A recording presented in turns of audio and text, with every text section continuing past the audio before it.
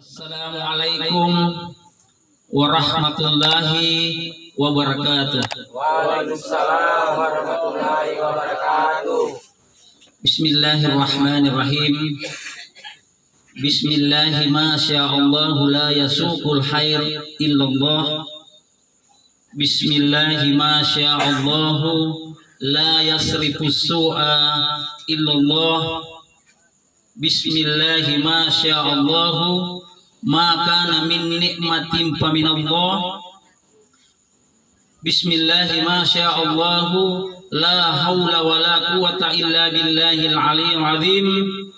Bismillahilladzi la yadurru ma'asmihi shay'un fil ard wa la fis sama'i wa huwas samiul alim. Bismillahi walhamdulillah wassalatu wassalamu ala asrafil anbiya'i wal mursalin Sayyidina Muhammadin wa ala alihi wa ashabihi ajma'in. Kalau Allah Ta'ala fil Qur'anil Karim, a'udzu billahi minasy syaithanir rajim. Bismillahirrahmanirrahim. Wa lanabluwannakum bisay'in minal khawfi wal ju' wa naqsim minal amwali wal anfusi was samarat wa bassiris sabirin. Alladzina idza asabatuhum musibah qalu inna lillahi wa inna ilaihi raji'un. Amma ba'd. Jemaah tasiyah yang semuanya tanpa terkecuali insyaallah dimuliakan dan dirahmati oleh Allah Subhanahu wa taala. Tiada kata yang paling pantas terlintas dari lubuk hati yang paling dalam kemudian terucap melalui lisan kita kecuali kalimat puji syukur kehadirat Allah Subhanahu wa taala. Karena alhamdulillah pada malam hari ini betapa banyak nikmat yang Allah telah berikan kepada kita semua, utamanya nikmat umur yang panjang, nikmat kesehatan, nikmat kesempatan, dan lebih khusus nikmat iman dan Islam, sehingga alhamdulillah di malam hari ini kita bisa berkumpul di rumah duka ini. Kenapa saya katakan bahwa kita harus memanjatkan puji syukur kepada Allah? Karena banyaknya nikmat yang diberikan kepada kita. Karena Allah berfirman di dalam Al-Quran, wa in ta'uddu nikmatallahi la tuhsuha. Begitu banyak nikmat yang Allah berikan kepada kita, dan kalau kita hendak menghitungnya niscaya kita tidak mampu menghitung nikmat yang Allah berikan kepada kita. Salawat dan salam tak lupa kita kirimkan ke junjungan kita baginda Rasulullah Muhammad SAW, karena dialah Nabi sekaligus Rasul yang diutus oleh Allah ke muka bumi ini sebagai rahmatan lil alamin. Wa ma arsalnaka illa rahmatan lil alamin. Dan tidaklah aku mengutus kepadamu Muhammad, kata Allah, kecuali sebagai rahmat bagi alam semesta. Kenapa mesti kita bersalawat kepada Rasulullah SAW? Karena di dalam surah Al-Ahzab Allah berfirman, Innallaha wa malaikatahu yusalluna 'alan nabi ya ayyuhalladzina amanu sallu 'alaihi wa sallimu taslima. Allah dan para malaikat, sesungguhnya Allah dan para malaikatnya bersalawat kepada Rasulullah Muhammad SAW. Hai orang-orang yang beriman, bersalawatlah kita kepada Rasulullah Muhammad SAW.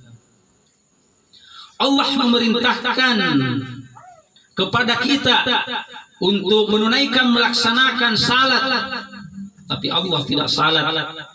Allah memerintahkan kepada kita untuk berzakat, Allah tidak berzakat. Allah memerintahkan kepada kita untuk bersedekah, Allah tidak bersedekah. Tapi Allah memerintahkan kita bersalawat kepada Rasulullah Muhammad SAW. Allah dan para malaikatnya pun bersalawat kepada baginda Rasulullah Muhammad SAW. Seluruh yang hadir yang insya Allah sama-sama dimuliakan dan dirahmati oleh Allah Subhanahu wa Ta'ala. Malam hari ini kita bersama-sama berkumpul di tempat ini, di rumah duka ini, tak lain dan tak bukan yaitu untuk saling berbagi duka kepada keluarga yang ditinggalkan. Sebagaimana hadis Rasulullah SAW yang diriwayatkan oleh Imam Ibnu Majah, "Ma min mu'minin yu'assi ahahu bi musibah illa kasahullahu min hulalil karamati yaumal qiyamah." Tidaklah seorang mukmin yang datang bertaksiah, datang menghibur saudaranya yang berduka seperti yang kita laksanakan malam ini, datang berbagi duka di rumah duka, kecuali akan diberikan pakaian perhiasan nanti pada saat menghadap kepada Allah Subhanahu wa taala di hari kiamat. Jadi kita bertaksiah di tempat ini yaitu untuk saling berbagi, menghibur keluarga yang ditinggalkan. Iya. Mas, berbicara masalah kematian, kemarin mungkin kita punya keluarga masih ada, ya, dan sekarang sudah mendahului kita. Nah, ini adalah suatu bentuk cobaan yang Allah berikan kepada kita keluarganya, sebagaimana dengan ayat yang saya bacakan tadi. Dan sungguh Allah akan menguji kita dengan sedikit ketakutan, kelaparan, takut kekurangan harta, jiwa, dan buah-buahan. Jadi memang kita, Allah menguji kita ini salah satunya adalah kekurangan jiwa. Keluarga kita mendahului, Allah sudah lebih cinta dengan kita punya keluarga, sehingga kata Rasulullah SAW dalam suatu hadis yang diriwayatkan oleh Imam Muslim, tidaklah seseorang yang diambil oleh Allah keluarganya dari penduduk bumi yang paling dia cintai, kecuali Allah akan membalas dengan surga, kecuali dalam hal yang ditinggalkan itu bersabar. Jadi kalau kita bersabar dengan ujian ini, Allah menjanjikan surga bagi kita, keluarga yang ditinggalkan. Seluruh yang hadir yang insya Allah sama-sama dimuliakan dan dirahmati oleh Allah Subhanahu wa taala. Kalau di dunia ini terkadang kita mendengar istilah ponis. Ponis itu biasanya kita dengar di pengadilan. Ponis yang diberikan oleh seorang hakim kepada seorang pelaku kejahatan atau seorang pelaku pelanggaran. Tapi ponis yang diberikan oleh seorang hakim masih ada saja yang terbebas, yang disebut dengan ponis bebas, tidak terbukti. Namun ada ponis yang Allah berikan kepada semua makhluk yang ada di muka bumi ini, yang tidak akan ada orang yang bisa lolos dari ponis itu. Apa ponis itu? Yaitu kematian.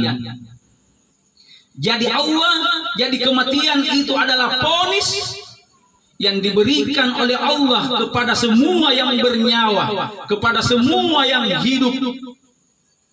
Sebagaimana firman Allah di dalam Al-Quran, terdapat di surah Al-Ankabut, terdapat di surah Ali Imran, terdapat di surah Al-Anbiya, kullu nafsin sa'ikatul maut.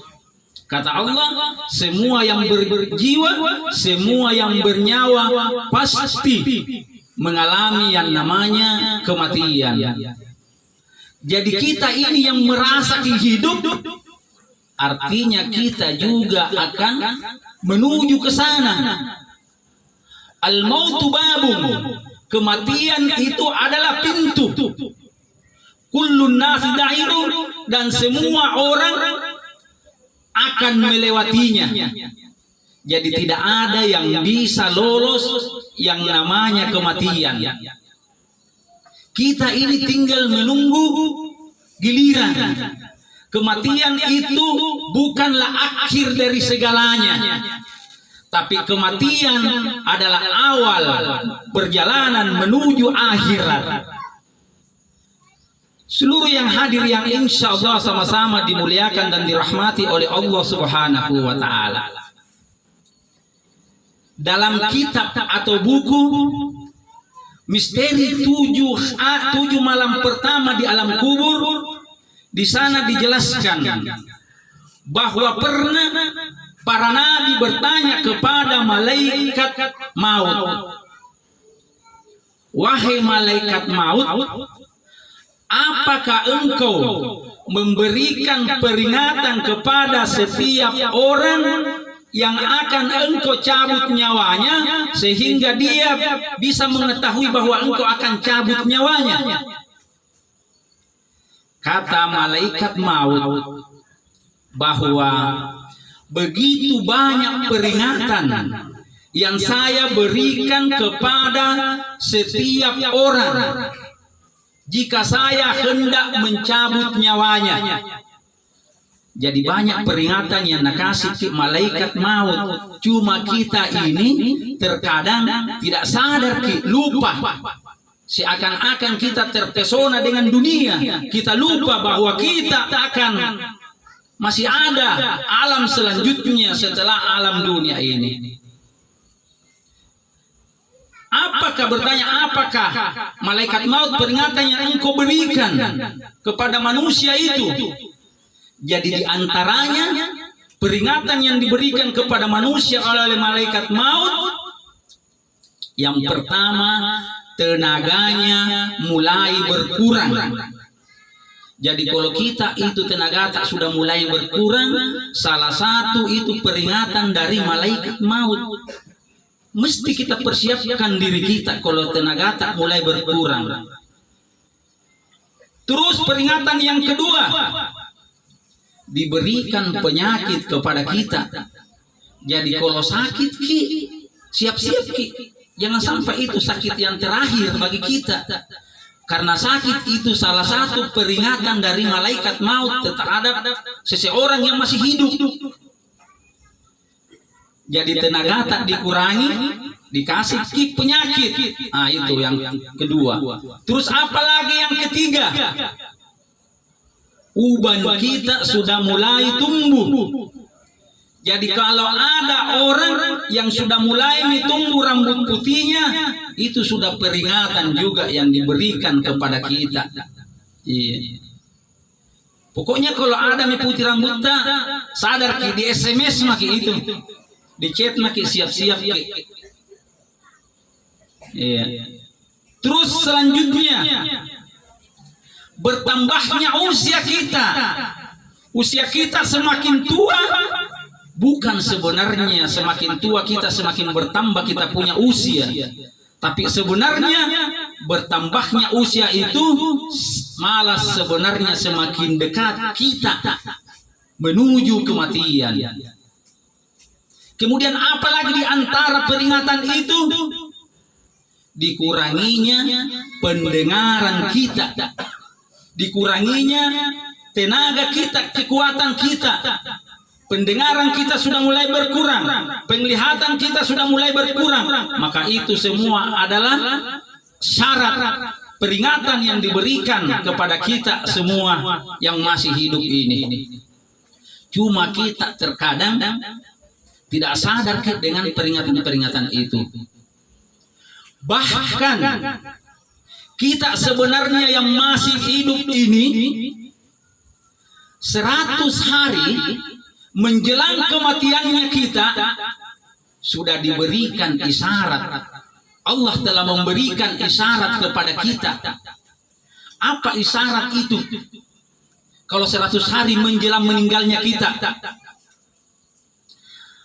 apabila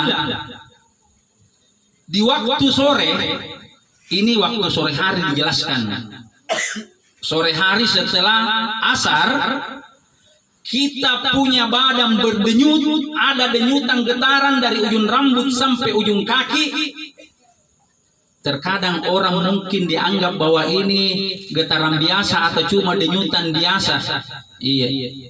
Tapi sebenarnya itu adalah syarat atau tanda bahwa 100 hari lagi kita menjelang kematian. Dan kalau orang tidak memperhatikan, tidak menganggap bahwa ini adalah isyarat, isyarat itu cuma berlalu saja sehingga tidak ada persiapan. Tapi jika orang yang memang betul-betul diberikan rahmat hidayah oleh Allah untuk mengetahui itu, maka dia mempersiapkan dirinya menghadapi yang namanya kematian. Jadi kalau berdenyut ada kayak menggigil dari kepala ke kaki, siap-siap 100 hari lagi. Itu salah satu tanda 100 hari menjelang meninggalnya kita. 40 hari. 40 hari kita pun diberikan tanda syarat menjelang kematian kita. Apa syarat 40 hari itu? Apabila ada denyutan getaran di pusat kita. Itu pusat apa? Pusar. Iya. Kalau ada getaran di situ 40 hari, maka daun kita yang ada di pohon di Laul Mahfuz sudah terjatuh. Iya. Jadi perhatikan baik-baik. Ada tanda yang diberikan kita sebagaimana yang dijelaskan di dalam kitab Misteri 7 Malam Pertama di Alam Kubur. Itu denyutan di pusar kita. Kalau ada kita rasakan itu, maka daun kita itu biasa kita dengar bahwa apa? Sudah jatuh di daun-daunnya. Dengan jatuhnya daunnya atas nama kita itu di Laul Mahfuz, di arasnya Allah, maka malaikat maut mengambil daun tersebut, dan mulailah malaikat maut terus mengikuti kita, membuntuti kita jika daun itu sudah jatuh di arasnya Allah. Dan ini pun terjadi di waktu sore hari setelah salat asar. Syarat apalagi 7 hari menjelang kematian. Ada pula tanda atau syarat yang diberikan kepada kita. Cuma kita terkadang tidak sadar dengan syarat itu. Apa itu? Biasa kalau ada orang sakit, lama sekali tidak makan, malas makannya. Tiba-tiba kayak ada kesaktian pada dirinya, tiba-tiba kuat makan. Itu syarat atau tanda 7 hari menjelang kematian.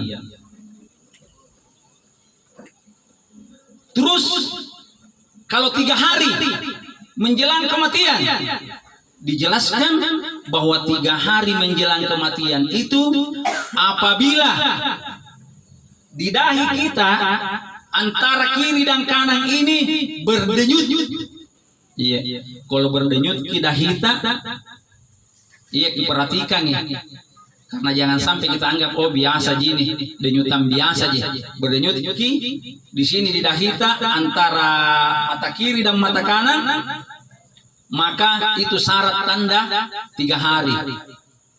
Dan seiring dengan perhatikan, seiring dengan mata hitam tak itu sudah tidak bercahaya lagi, mata hitam tak sudah tidak bersinar lagi. Terus kita punya daun hidung yang kiri dengan kanan jatuh juga. Terkadang kalau kita melirik dari kiri atau kanan, kata orang biasa tidak dia lihat ini hidungnya. Tapi jangan tahu makin lirik-lirik hidung tak sekarang bilang jangan sampai saya ini dekat-dekat ini dekat tidak kuliah mianuku hidungku. Iya. Jadi tidak ada lihat nih hidungnya. Terus kita punya telapak kaki, kan kita bisa anggaplah ini telapak kaki. Ini telapak kaki sudah susah untuk tegak, selalu dia mau jatuh ke depan. Selalu mau jatuh ke depan. Maka itu salah satu syarat bahwa 3 hari menjelang kematian kita. Maka pada saat kita merasakan yang demikian, kita diberikan petunjuk oleh Allah, maka mulai dikurangi makan. Tujuannya apa? Kalau meninggal ke najis yang dikeluarkan oleh orang yang memandikan keluarga kita tidak terlalu banyak, mulai makin kurangi. Terus bagaimana kalau tinggal yang 1 hari? 1 hari pun diberikan isyarat kepada kita. Iya. Isyarat ini pun terjadi setelah asar sore hari. Apabila berdenyut kita punya ubun-ubun, berdenyut ubun-ubun tak di atas ya, itu syarat bahwa umur tak tidak sampai besok sore. Iya, tidak sampai besok sore umur tak. Terus apabila menjelang kematian, di bagian pusar kita itu ada perasaan sedap, enak, mengalir turun ke pinggang kita, terus naik ke tenggorokan kita. Maka kita tinggal tunggu malaikat maut untuk menjemput nyawa kita. Seluruh yang hadir yang insya Allah sama-sama dimuliakan dan dirahmati oleh Allah Subhanahu wa Ta'ala. Kematian itu tidak bisa dihindari. Dimanapun kita berada, kematian pasti datang menemui kita. Sebagaimana firman Allah di dalam surah An-Nisa 78, aina ma takunu yudrikumul maut walau kuntum fi burujin musayyada. Kata Allah, walaupun engkau berada di mana, kematian itu akan datang menemuimu. Walaupun engkau bersembunyi di balik benteng yang kokoh dan tangguh, kematian itu pasti akan datang menemuimu. Jadi tidak bisa kita menghindar. Ada kisah, biasa kita dengar ini kisah. Iya. Suatu ketika Nabi Sulaiman sementara rapat dengan menteri-menterinya, tiba-tiba ada tamu yang masuk. Selesai orang, ini tamu, menterinya terus Nabi Sulaiman dia perhatikan. Setelah selesai acara bertanya, siapa tadi itu orang yang datang? Dia bilang Nabi Sulaiman itu malaikat maut. Kenapa waktu datang saya lihat-lihat terus? Apa kata Nabi Sulaiman? Mau nak cabut nyawamu. Wah, kalau begitu pinjamkan saya kendaraan anginnya. Jadi diberikan pinjaman kendaraan anginnya Nabi Sulaiman. Terbanglah dia ke kutub utara. Sampai di sana Adam itu orang lagi menunggu di sana. Ke kutub selatan Adam lagi di situ. Di sana dicabut nyawanya. Jadi kalau tiba ajal tak, tidak bisa lagi dimajukan dan diundurkan. Pokoknya biar di mana kita sembunyi, kata Allah di balik benteng yang kokoh, kematian itu pasti akan menemuimu. Iya. Dan kematian itu tidak bisa dimajukan dan tidak bisa diundurkan. Sebagaimana firman Allah di dalam surah Al-A'raf 34, walikulli ummatin ajalun fa idza jaa ajaluha la yastahiruna sa'atan wa la yastakdimun. Bahwa setiap umat itu, setiap orang itu telah ditentukan ajalnya dan tidak bisa dimajukan maupun diundurkan. Pokoknya kalau tiba saatnya berangkat. Olehnya itu kita yang masih hidup ini persiapkan diri tak. Persiapkan diri tak menghadapi yang namanya kematian. Sampai suatu ketika Nabi Daud didatangi oleh malaikat maut. Datangi malaikat maut. Apa bertanya Nabi Daud kepada malaikat maut? Siapakah engkau? Coba bayangkan kalau ada malaikat maut. Siapakah engkau?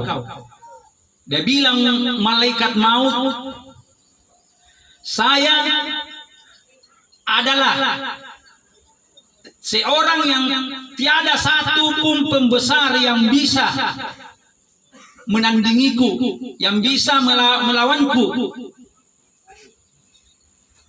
Tidak ada sesuatu pun benteng atau benteng yang tangguh yang bisa menghalangiku. Sehingga Nabi Daud berkata, apakah engkau malaikat maut? Dia bilang, ya saya malaikat maut. Kenapa engkau datang menjemput? Apakah engkau mau datang menjemputku sementara aku belum siap? Apa kata malaikat maut? Di mana si Fulan temanmu? Di mana si Fulan kerabatmu? Katanya, apa kata Nabi Daud? Bahwa dia sudah meninggal. Berkatalah malaikat maut, itu adalah peringatan buat kalian yang masih hidup. Jadi kalau ada kita lihat orang yang meninggal keluarga itu peringatan juga buat kita. Wa kafabil mauti wa'ida. Dan cukuplah kematian itu menjadi pelajaran bagi kita. Jadi pelajaran, setiap ada orang meninggal, kita jadikan pelajaran bahwa cepat atau lambat kita juga akan menuju ke sana.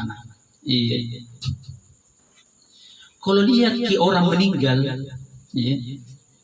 atau mendengar ki ada kerabat datang ki dalam melayang. Salah kata Rasulullah, orang yang senantiasa mengingat kematian, yaitu orang yang rajin, yang senantiasa datang melayat apabila ada orang yang meninggal, dan orang yang senantiasa datang membesuk orang yang sakit, orang yang serang datang melayat kalau ada orang meninggal, baik keluarganya atau tetangganya, membesuk orang yang sakit, maka itulah orang yang senantiasa mengingat kematian. Sampai suatu hadis dari Abdullah bin Umar radhiyallahu anhu, suatu ketika kata Abdullah bin Umar, Rasulullah didatangi oleh seorang dari kaum Ansar, bertanya kepada Rasulullah, ya Rasulullah, siapakah orang mukmin yang paling mulia? Kemudian Rasulullah SAW menjawab, orang mukmin yang paling mulia adalah yang bagus budi pekertinya. Itulah orang mukmin yang mulia. Kemudian bertanya lagi, ya Rasulullah, lalu siapakah orang mukmin yang pandai, orang mukmin yang pintar?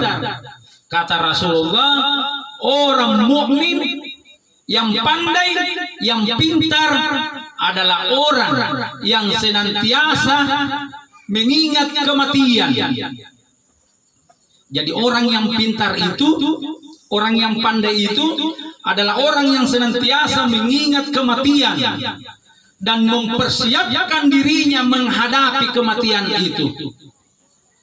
Pertanyaannya, sudah siapkah kita? Apakah kita sudah mempersiapkan diri kita menghadapi yang namanya kematian ini? Jangan sampai kita hanya bisa berteriak di media sosial, kenapa masjid ditutup?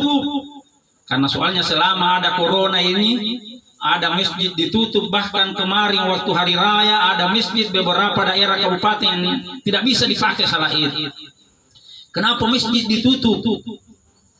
Tapi tatkala masjid sudah dibuka, di mana semua maki tiga sapi di dalamnya di masjid. Pak Imam, cucunya di belakang, istrinya di belakang, 3 orang juga 3 sapi.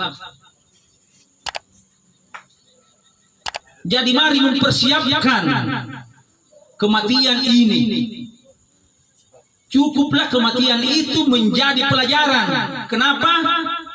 Kalau lihat ke orang mati, paling tidak kalau lewat ke kuburan, lewatlah ke kuburan. Tidak pernahkah terlintas di dalam hati kita bahwa orang-orang yang ada di alam kubur ini orang-orang yang pernah juga hidup? Coba karena kita tidak pernah. Kita terkadang ngantar jaga orang meninggal, sampai sana belum dikasih turun, dua maki duduk, diduduki di kuburannya orang, padahal tidak boleh. Iya. Jadikanlah kalau perlu, ya, diajarkan kepada kita kalau datang ke kubur, masuk ke kubur atau sekitar kubur, baca ke surah Al-Ikhlas. Al-Ikhlas itu kul huwallah 11 kali. Kiniatkan pahalanya, kita hadiahkan pahalanya kepada seluruh penghuni kubur, maka kita akan mendapatkan pahala dari seluruh penghuni kubur yang ada di kubur itu. Iya. Syukur-syukur itu kita dibatasi pendengaran kita.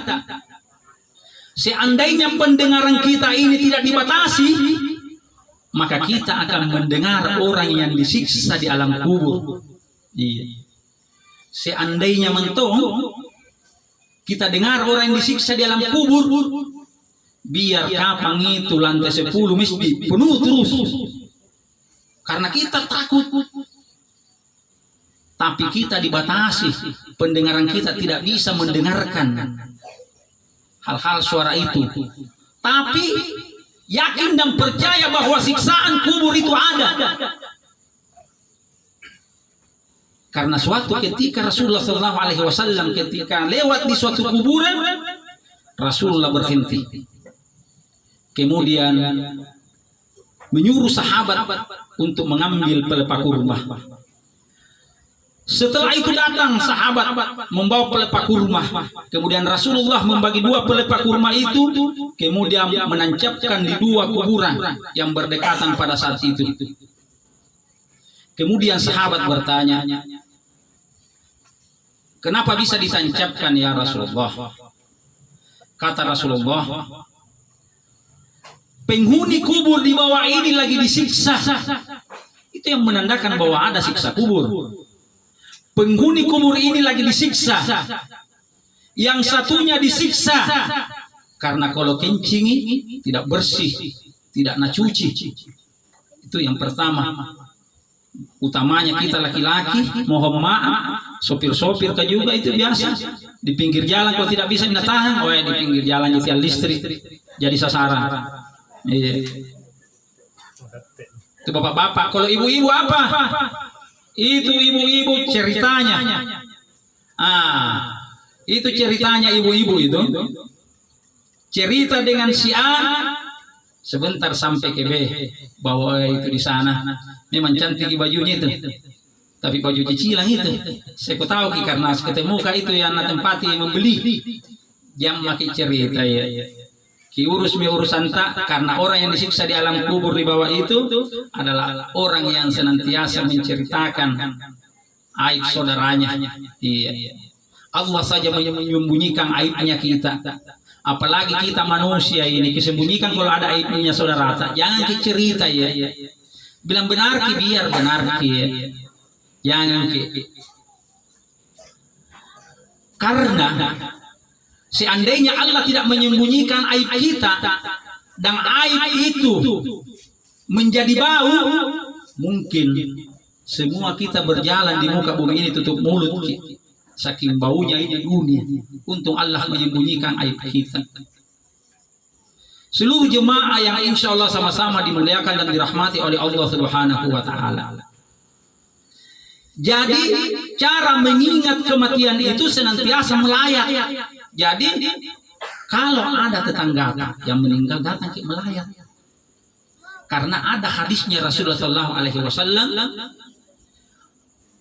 barang siapa seorang mukmin, orang datang melayat ke saudaranya Islam yang meninggal, ya, dengan penuh keikhlasan, sampai dia ikut mensalati, kemudian dia ikut mengantar jenazahnya ke kuburan, maka dia mendapatkan 2 kirat pahala.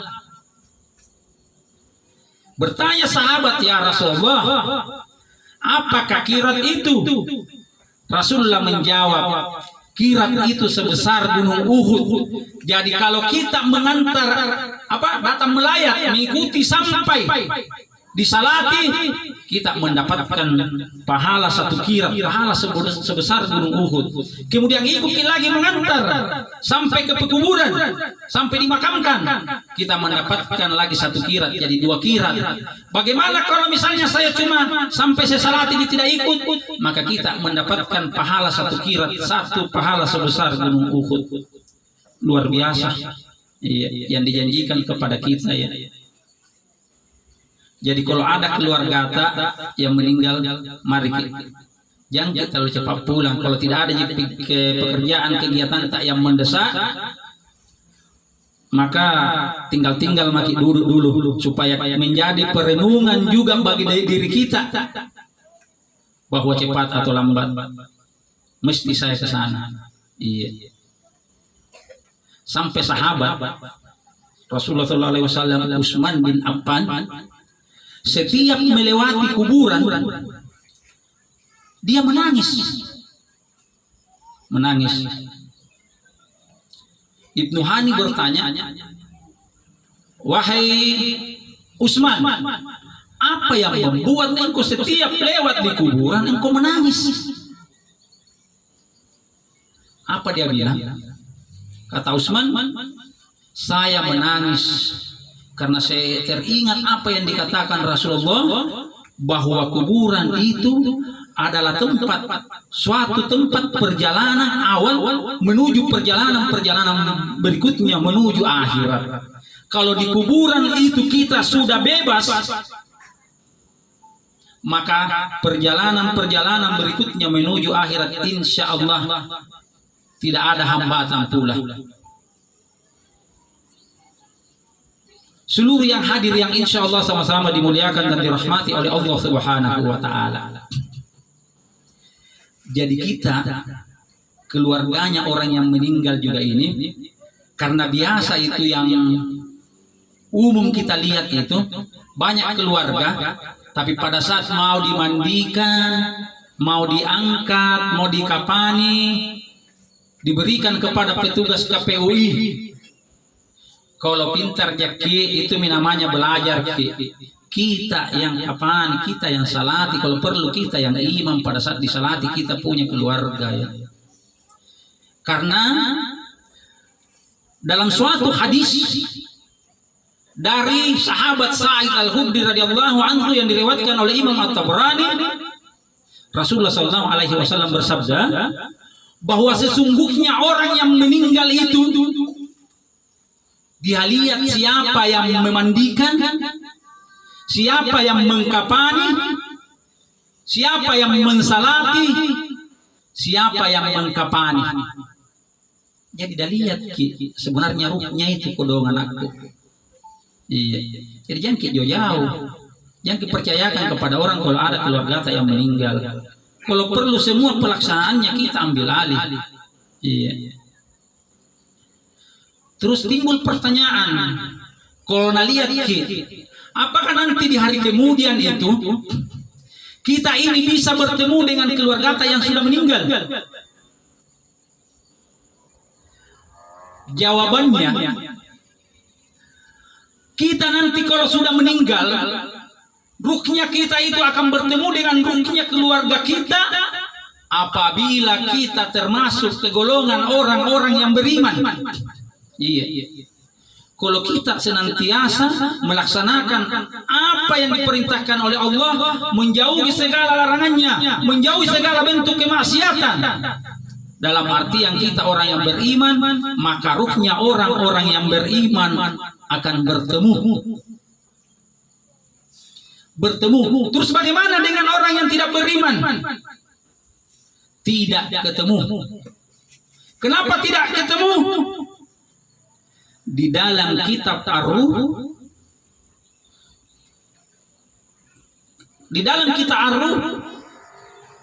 karya Imam Ibnu Qayyim Al-Jauzi, di sana dijelaskan bahwa ruhnya orang beriman itu bertemu nanti. Kecuali yang tidak beriman tidak akan ketemu. Kenapa bisa tidak ketemu? Karena dia disibukkan dengan siksaan di alam kubur. Bagaimana mau bisa ketemu kalau disiksa di alam kubur? Sehingga hanya ruhnya orang-orang yang beriman yang bertemu. Apa yang mendasari itu? Ibnu Qayyim menjelaskan bahwa di dalam surah An-Nisa 69 Allah berfirman, barang siapa yang taat kepada Allah dan Rasulnya, maka dia akan bersama dengan orang-orang yang akan mendapat nikmat dari Allah. Barang siapa yang taat kepada Allah dan Rasulnya Muhammad SAW, maka dia akan bersama dengan golongan orang-orang yang diberikan kenikmatan oleh Allah. Siapa orang-orang yang diberikan kenikmatan itu oleh Allah? Minan nabiin, para nabi, wasiddiqin, para pencinta kebenaran, wasyuhada, orang-orang yang meninggal mati syahid, wassalihin, orang-orang yang saleh. Iya.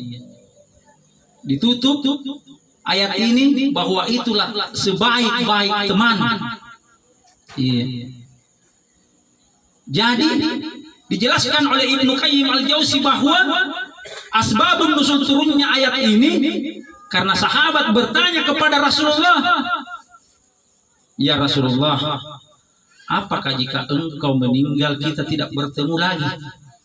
Sehingga turunlah ini ayat bahwa bersama dengan orang-orang, bersama dengan para nabi, wasidikin, pencinta kebenaran, para syuhada, orang yang mati syahid, dengan orang-orang yang saleh. Dan dijelaskan bahwa kebersamaannya itu bukan saja kebersamaannya di dunia, tapi kebersamaannya nanti di alam barzakh.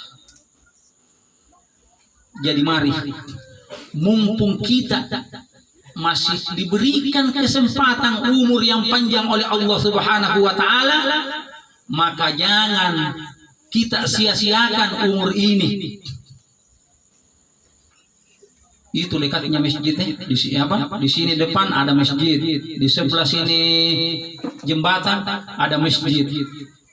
Kalau kita dengar nih suara azan, iya, bergegas lagi ke masjid. Lebih bagus lagi kalau belum pi azan kita ke masjid.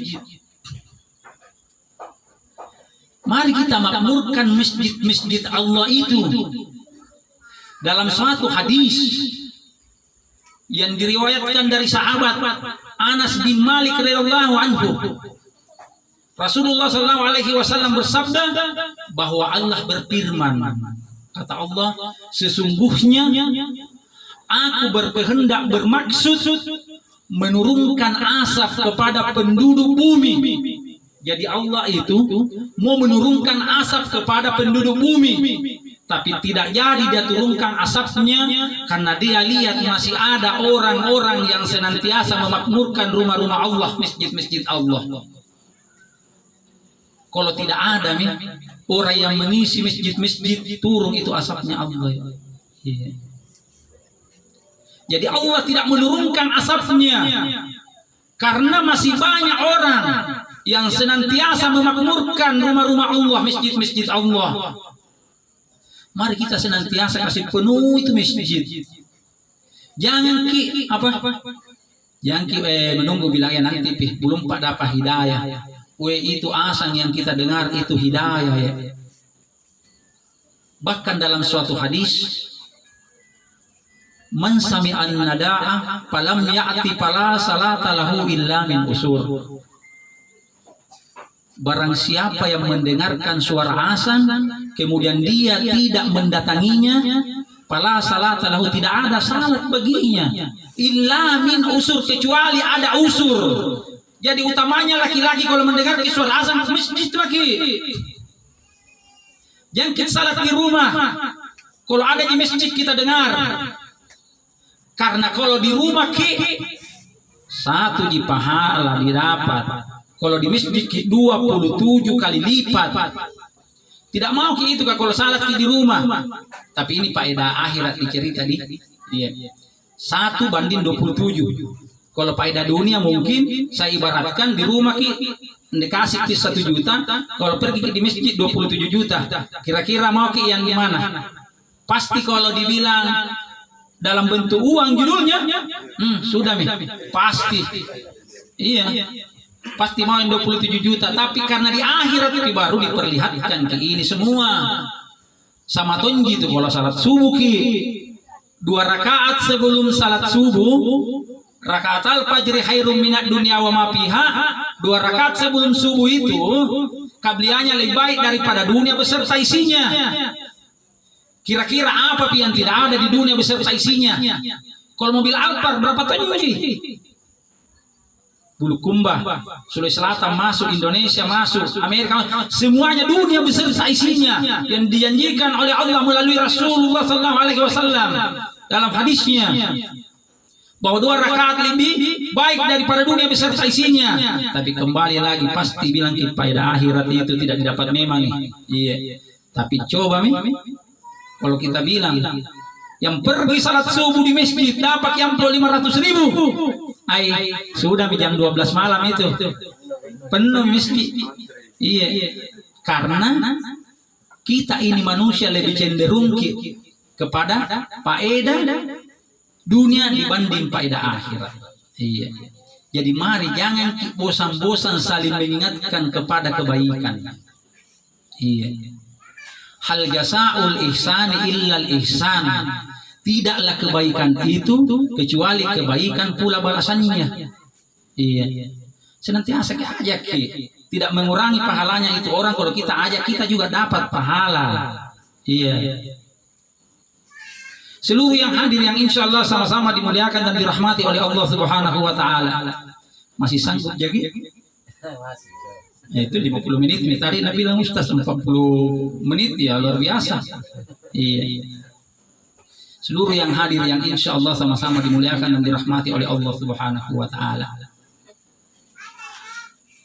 Terus apa yang mesti kita persiapkan lebih awal menghadapi kematian itu supaya kita mendapatkan kematian yang husnul khatimah, yaitu kita harus betul-betul bertaubat, taubatan nasuha, taubat dengan yang sebenar-benarnya taubat. Tidak ada orang di muka bumi ini yang tidak punya salah dan dosa. Semua kita punya salah dan dosa. Tapi kita berjanji menyesali perbuatan dosa itu dan berjanji tidak akan mengulanginya lagi dan melaksanakan segala apa yang diperintahkan oleh Allah Subhanahu wa Ta'ala. Itulah yang dikatakan dengan taubatan nasuha. Di dalam surah At-Tahrim ayat 8 Allah berfirman, ya ayyuhalladzina amanu tubu ilallahi taubatan nasuha. Tobat dengan sebenar-benarnya tobat. Tobatnya apa? Taubatan nasuha. Tobat disesali semua nuta ya. Salah-salata, dosa tak sama orang. Cuma kalau salah tak sama orang harus pakai langsung minta maaf sama orang yang bersangkutan. Iya. Jadi betul-betul yang pertama kita persiapkan betul-betul kita taubatan nasuha. Terus apalagi kita bersungguh-sungguh dalam beribadah, sungguh-sungguh di dalam ibadah. Terus apa lagi? Berbakti kepada orang tua. Jangan karena tua mi kasihan orang tua, jarang mi kita perhatikan orang tua. Itu ibu tidak kita pikir ke 9 bulan ke 10 hari nak kandung, susah mi balik kiri balik kanan kasihan. Dilahirkan kita lagi mempertaruhkan nyawanya untuk melahirkan kita. Setelah kita lahir dirawat lagi kita, dibesarkan lagi kita. Sampai orang tua kalau mau kita sekolahkan tidak ada biasa wannya kasihan karena tidak mau kita lihat dengan anak-anak yang lain. Biasa cincinnya itu najual diam-diam, najualkan ke barang-barang. Maka di saat kita sudah berhasil ingat ke orang tua kita tidak bisa berhasil jadi begini kalau bukan karena doanya orang tua. Iya, ingat orang tua. Jangan sampai kasihan itu orang tua robek-robek mian apa ke mukenanya itu kasihan sembahyang. Ingat digantikan orang tua. Iya. Jangan seperti Alkamah. Ini setiap saya biasa atau acara tasya saya jelaskan ini. Ingat ke Alkamah. Alkamah itu orang yang senantiasa salat di belakang Rasulullah. Dia ahli puasa. Intinya adalah dia ahli ibadah.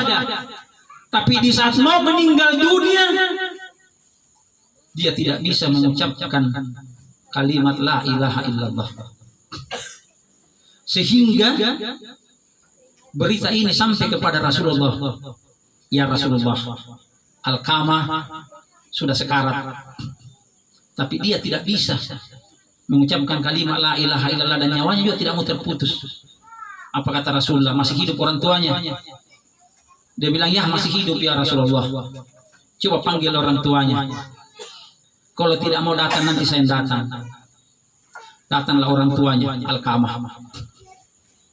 Ternyata Alkamah ini adalah orang yang berdosa sama orang tuanya. Semenjak dia telah menikah, tidak memperhatikan ibunya, istrinya mami yang memperhatikan.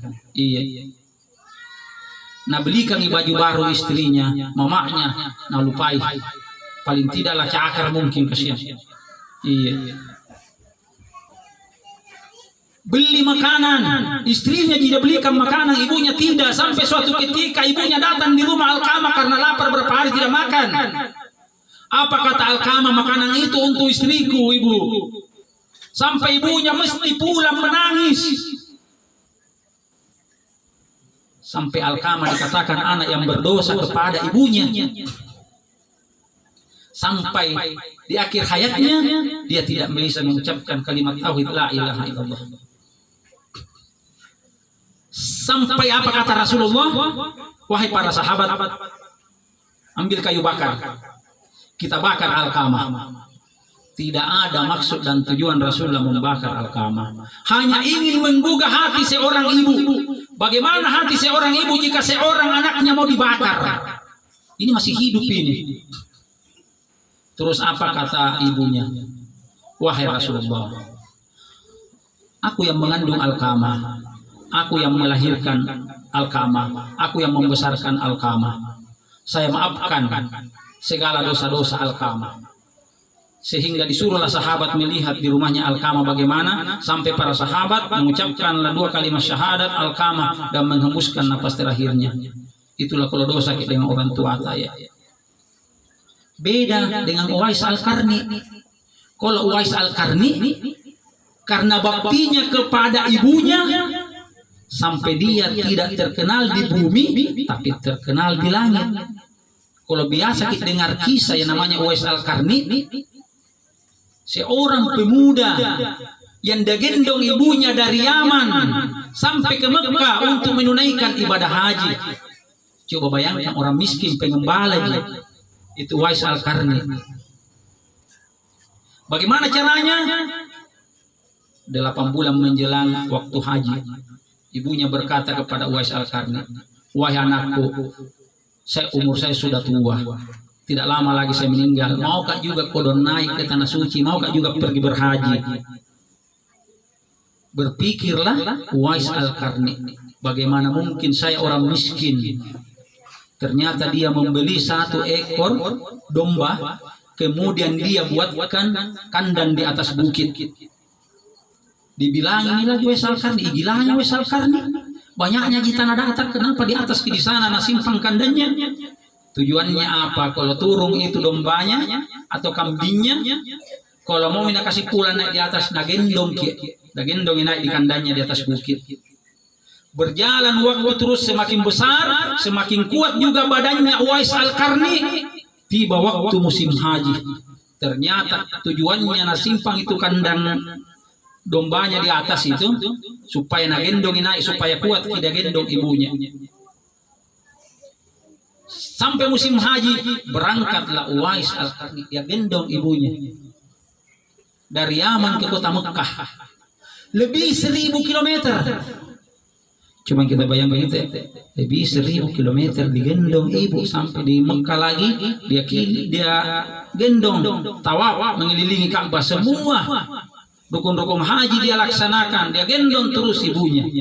Itulah sampai suatu ketika Umar bin Khattab dan Ali bin Abi Thalib dipanggil oleh Rasulullah SAW bahwa suatu waktu akan datang dari negeri Yaman seorang pemuda yang bernama Uwais Al-Qarni. Sampaikan salamku kepada Uwais Al-Qarni. Tentunya Umar bin Khattab dan Ali bin Abi Thalib kaget. Siapa orang ini Uwais Al-Qarni? Sampai Rasulullah SAW bertitip salam untuk Uwais Al-Qarni, sampaikan salam saya kepada Uwais Al-Qarni. Dan bahkan Rasulullah mengatakan kepada Umar dan Ali, minta kau doanya, minta kau didoakan oleh Uwais Al-Qarni, karena doanya itu mustajab. Coba bayangkan Uwais Al-Qarni. Karena apa? Karena baktinya kepada ibunya. Namun kita juga anak. Apakah kita jika kita sudah menggendong ibu kita, kita sudah rawat ibu kita sudah penuhi semua kebutuhannya, itu belum bisa menutupi satu tetes darah di saat kita dilahirkan, atau satu teriakan belum bisa membalas satu tetes darah atau satu teriakan pada saat kita dilahirkan. Seluruh yang hadir yang insya Allah sama-sama dimuliakan dan dirahmati oleh Allah Subhanahu wa Ta'ala. Pas bisa 1 jam, ada yang tambah di belakang. Jadi berbakti kepada kedua orang tua. Ridanya Allah ada sama ridanya orang tua. Kalau orang tua tak doakan ki, insya Allah sukses ki. Tapi kalau orang tua marah, murkanya Allah ada sama murkanya orang tua. Tidak dapat kebaikan itu, tidak dapat keselamatan. Apalagi kalau kita sampai bikin menangis kita punya ibu, kita punya orang tua, sudah tidak dapat itu kebaikan di dunia, terlebih di akhirat.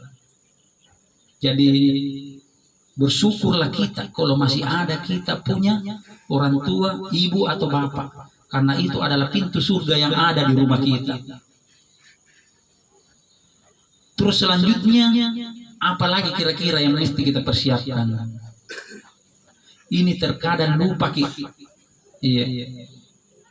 Kita selesaikan yang utang-utang ya, kalau ada sama orang mohon maaf.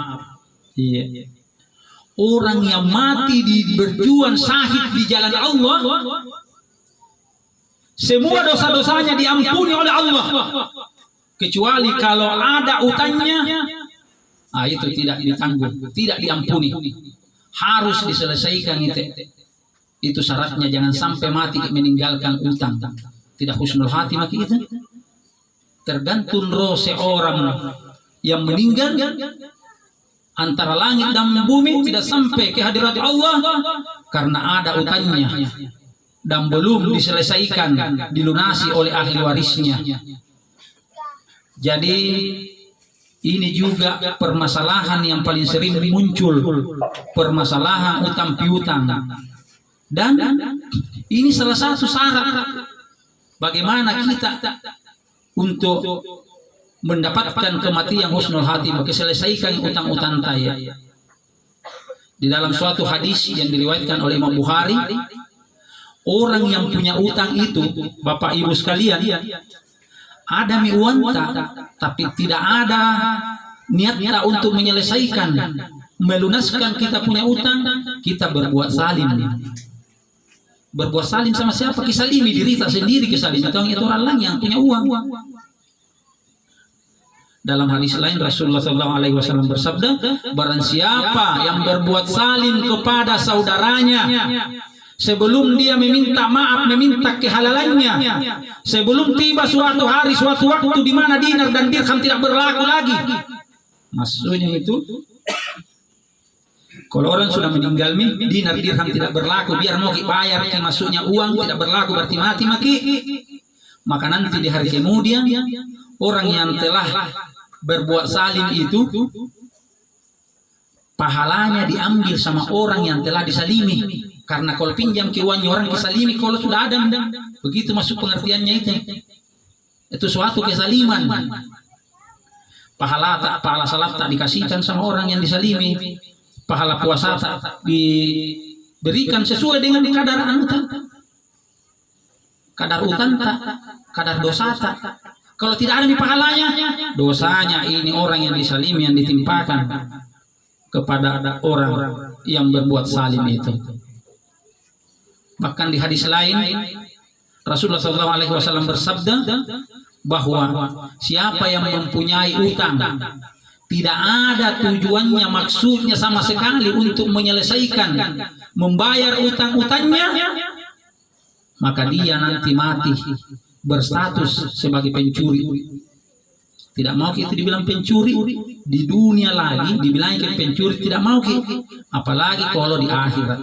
Iya, kalau tidak mau dibilangi atau berstatus sebagai pencuri nanti di hari kemudian, dibayar selesaikan utang-utang saya. Bahkan Rasulullah SAW di suatu ketika dihadapkan seorang jenazah untuk disalati. Apa pertanyaan Rasulullah? Apakah jenazah ini tidak mempunyai utang? Kata sahabat, tidak ya Rasulullah. Maka Rasulullah mensalati. Di waktu yang lain dihadapkan lagi seorang jenazah. Bertanya lagi Rasulullah, apakah jenazah ini tidak mempunyai utang? Apa kata sahabat? Dia mempunyai utang. Kata Rasulullah, salatilah teman kalian. Artinya Rasulullah tidak mau salati orang kalau ada utangnya. Sampai ada yang membayarkan. Sampai pada saat itu salah seorang sahabat yang bernama Abu Qatadah mengangkat tangan, ya Rasulullah, saya yang akan membalas, yang membayarkan utangnya. Sehingga Rasulullah SAW pun mensalati orang ini.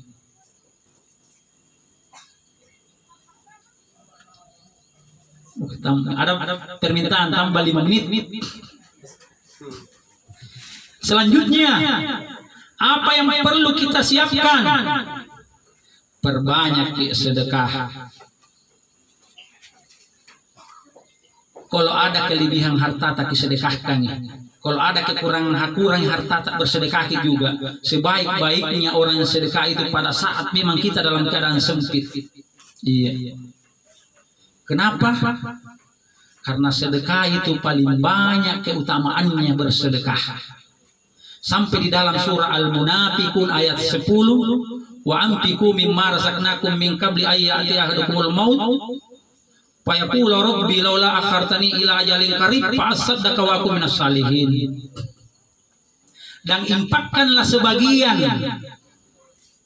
dari harta yang diberikan oleh Allah kepada kita sampai salah seorang di antara kalian meninggal dan memohon kepada Allah, ya Allah tangguhkan kematianku. Kenapa dia minta ditangguhkan kematiannya? Mau bersedekah. Coba bayangkan, orang yang mau meninggal mau ditunda kematiannya untuk bersedekah, bukan untuk salat. Karena sedekah itu meringankan sakaratul maut. Sebagai lampu penerang di alam kubur.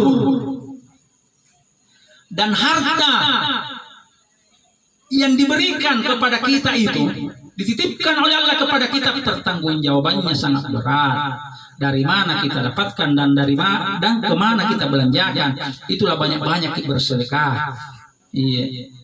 Dan sedekah itu tidak miskin, tidak membuat kita miskin. Malah Allah Subhanahu wa Ta'ala mengatakan bahwa siapa yang berbuat satu kebaikan maka akan dilipat gandakan sampai 10 kali lipat. Jadi coba makin bersedekah, berbuat kebaikan, insya Allah dilipat gandakan itu sampai 10 kali. Iya. Bahkan bersedekah itu, berimpak itu bisa sampai 700 kali lipat. Masalul ladzina yunfikuna amwalahum fi sabilillah kamasali habba ambatat sab'a sanabila fi kulli sumbulatin mi'atu habba wallahu yudaifu mayasha wallahu wasi'un alim. Perumpamaan kita menanam satu biji, iya, tumbuh 7 batang. 7 batang itu keluar lagi masing-masing ranting 100, jadi 700. Kasih masuk makin 1000, 700.000 balasannya ya. Di masjid itu pun 1000, jantung makin 1000 ya. Lebih banyak, lebih bagus supaya masjid tak mewah, enak, sejuk. Kita tempati salat. Iya. Kalau masjid sekarang sudah indah, apalagi kira-kira yang membuat kita malas untuk beribadah, untuk salat berjamaah di masjid.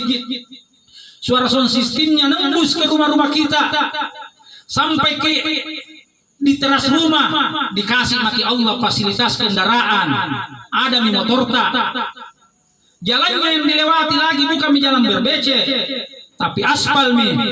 Tiba lagi di masjid, masya Allah luar biasa, masuk ke karpetnya, empuk sekali diduduki, suara sound sistemnya, suara imannya lagi mantap, ceramahnya lagi, apalagi Ustaz Rizwandi yang ceramah. Apalagi kira-kira yang bikin malas masuk di masjid, datang di masjid untuk salat, kira-kira menunggu mayat yang diusung pergi di masjid untuk disalati. Sebelum diusung mayat ke masjid untuk disalati, mari kita senantiasa memakmurkan rumah-rumah Allah. Saya rasa itulah yang sempat saya sampaikan pada malam hari ini. Kalau ada benarnya itu datangnya dari Allah Subhanahu wa Ta'ala. Dan kalau ada salahnya saya mohon maaf itu dari diri pribadi saya. Cukup sekian dan demikian. Wallahul muwaffiq ila aqwamit thariq. Assalamualaikum warahmatullahi wabarakatuh.